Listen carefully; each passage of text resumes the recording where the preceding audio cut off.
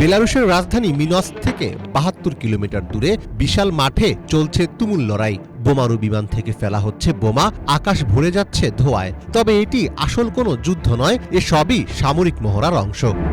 Russia ও বেলারুশের সৈন্যদের অংশগ্রহণে শুরু হয়েছে জাপাত ২০২৫ যৌথ কৌশলগত মহড়া। এই ধরনের মহড়া প্রতি ৪ বছর পর পর অনুষ্ঠিত হয়। ২০২২ সালে এই মহড়ায় অংশ নিয়েছিল ২ লাখ সেনা। এবছর মহড়ায় সেনা সংখ্যা কম হলেও আয়োজন ছিল জাঁকজমকপূর্ণ।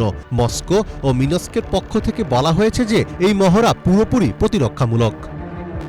বেলারুশের প্রতিরক্ষা মন্ত্রণালয়ের তথ্য অনুযায়ী মহড়ায় মোট ২৩টি দেশের প্রতিনিধি উপস্থিত ছিলেন। এর মধ্যে ন্যাটো সদস্য তুরস্ক, হাঙ্গেরি ও যুক্তরাষ্ট্রের ২ সেনা কর্মকর্তা বিশেষভাবে নজর কাড়েন। ১৫ সেপ্টেম্বর মহড়া চলাকালে হঠাৎ করেই উপস্থিত হন যুক্তরাষ্ট্রের সেনা কর্মকর্তারা। বেলারুশের প্রতিরক্ষামন্ত্রী ভিক্টর ক্রেনিন নিজে মার্কিন কর্মকর্তাদের মহড়া ঘুরে দেখান। তাদের উপস্থিতি যুক্তরাষ্ট্র বেলারুশ সম্পর্কের নতুন উষ্ণতার ইঙ্গিত দিচ্ছে, যদিও মার্কিন কর্মকর্তারা সাংবাদিকদের সাথে কোনো কথা বলেননি। তবে পোল্যান্ডের প্রধানমন্ত্রী ডোনাল্ড টাস্ক এই ধরনের মহড়াতে মোটেও খুশি নন। গত সপ্তাহে পোল্যান্ড অভিযোগ করে যে একটি রুশ ড্রোন তাদের আকাশসীমা লঙ্ঘন করেছে।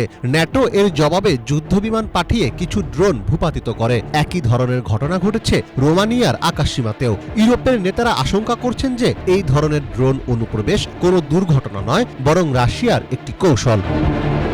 মীর ফজলে রাব্বি, বাংলা ভিশন।